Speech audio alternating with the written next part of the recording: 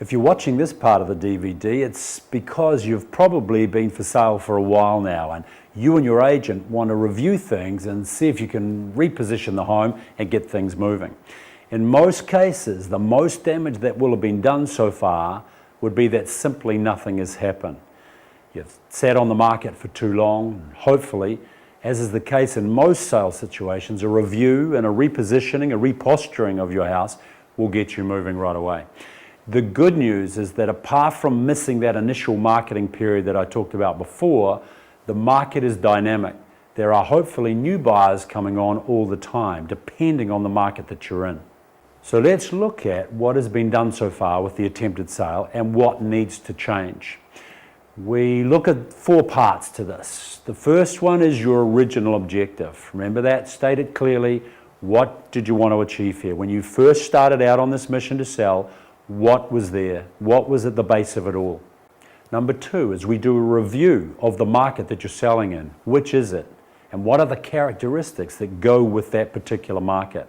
High volume or low? Lots of sales, very few sales. What is the average time it's taking to sell a home at the moment in your market?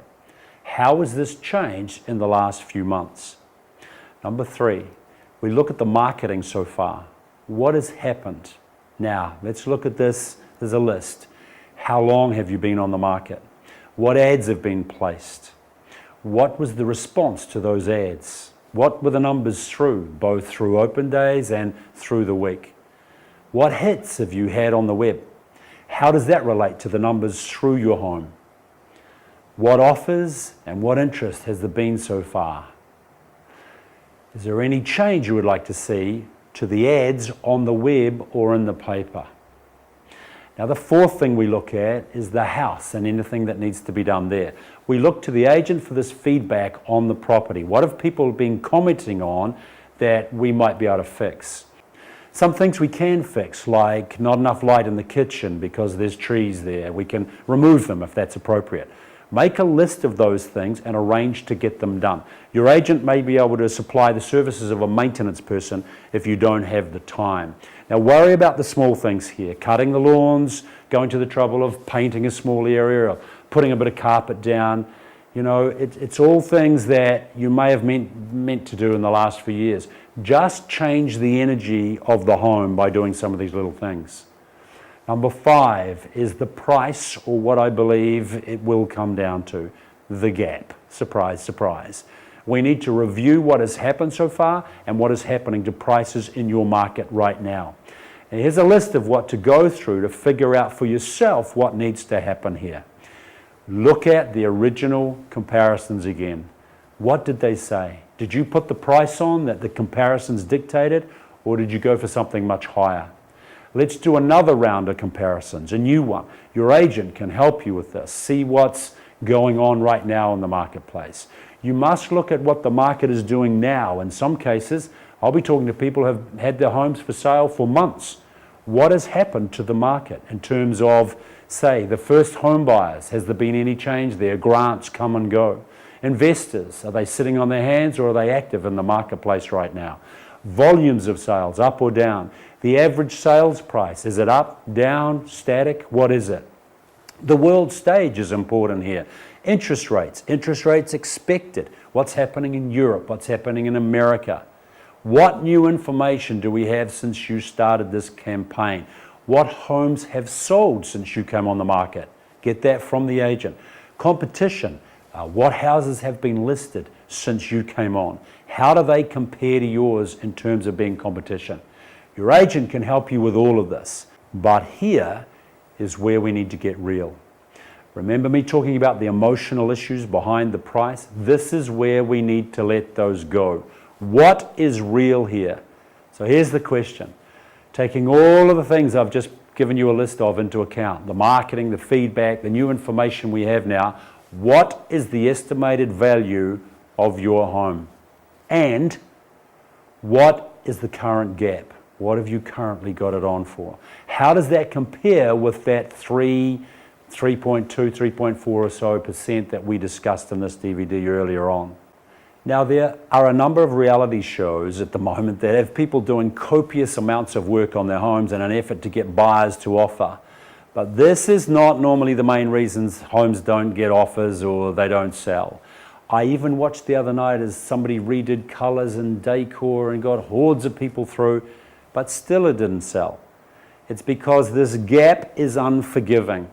Do what you want to the house. The buyers still just compare yours with what is sold, and then they make a decision.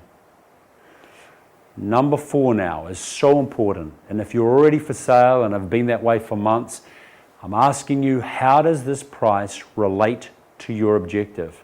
Now, what I mean here is this, just out of interest, ask your agents how many houses they've sold in the last 3 months. I guarantee they'll be moving homes.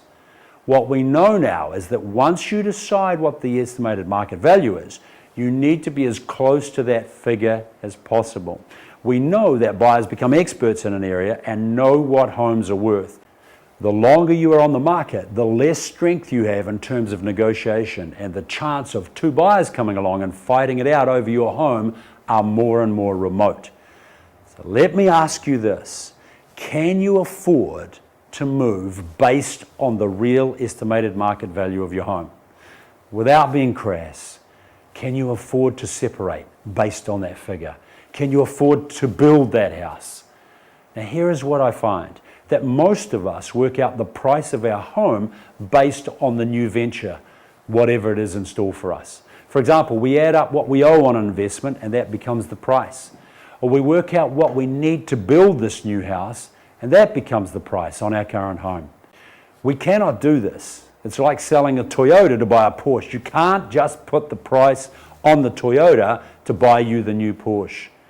In the same way, we cannot put the price on the home that we need to clear all of our debt. No one cares you owe more than the house is worth or that you want to build something really special. They just compare yours with others and go from there. So what do you do if it's a financial situation that's getting in the way? And I understand that. In some cases, you already owe $450, you need to get $450 to clear this property. In some cases, you can't afford to separate because you owe $450 between the two of you. You can't drop the price to $410. Here's what to do. You've got to revisit the issue behind the price. Call in a broker, revisit the bank, work out that extra gap in your figures and what that will cost you. Now then, you've got another decision to make. Either you can move on with it or you can't. Change your plans, redesign the house, or as is your right, withdraw from the market. Now I want to finish this by giving you what I call your 3 best options. There are only 3, so let's look at those now. Let's take the example where you're moving to another city for job reasons.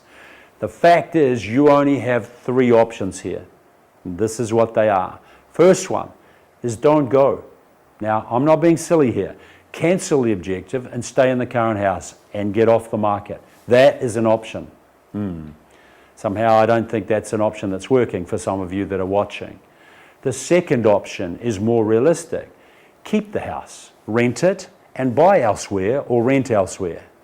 Now there's a couple of things you must realize here. If you keep the house and you rent it, the tenants, through all good intentions of the managing agents that are looking after it, they will not look after it as well as you do. And secondly, if you keep this property, you are keeping it at the estimated market value. The rest of the money is gone. In a lot of cases, it was never there in the first place. Now, if you think the price is $540 and the estimated market value is $500, some believe that if I hang on to it, I'm hanging on to it at that higher price. That not an option? Then there's only one other, and that is meet the market. Meet the market and move on with your life. Now, in a lot of cases where I've consulted with sellers, that involves building or moving to another city to start a job, quitting an investment, getting money back in the bank. These are all so important in the scheme of our lives that I need you to figure out here, what will you do with the money you get for the house? What effect is that going to have on you and your family, literally, on your lives? In a lot of cases, sellers are emotionally holding up sales by trying for far too high a price that will see them in a brand new house. In some cases, the price of the new house is going up with inflation faster than the price on the current home. Look to the future and what was your original objective. In some cases, certainly the time of writing this, in some markets, I have to say, by not putting the home on the market right now correctly, you may see the market get worse and prices recede even further over coming months. No guarantees, no crystal balls, but that is a possibility.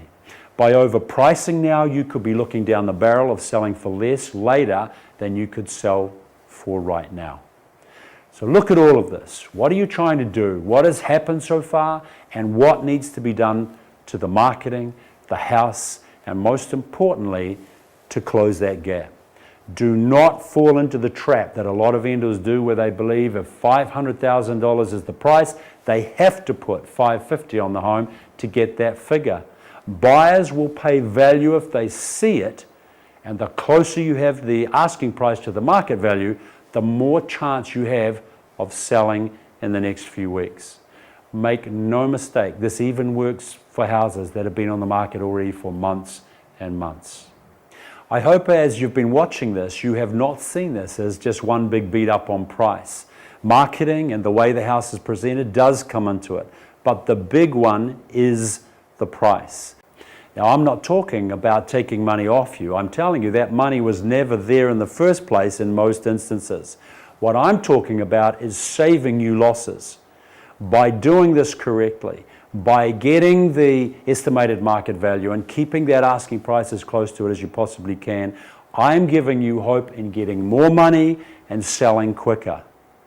So, I hope we've given you some ideas to look at in terms of getting on with whatever it is that you want to do. If you have a question on any aspect of selling your home and you think that I can help with it, then send it to me at the website address that's on your screen right now. I would wish you luck, but I hope you can see now that luck has very little to do with it.